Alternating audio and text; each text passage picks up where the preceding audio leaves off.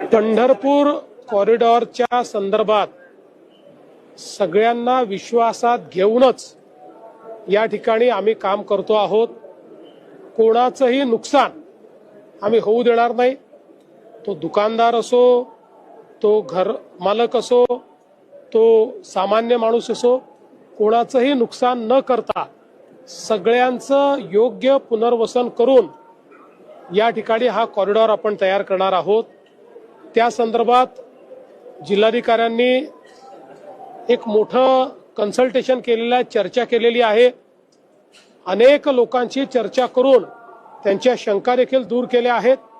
पुढेही या ज्या काही शंका आहेत त्या दूर करत हा कॉरिडॉर आपण करणार आहोत।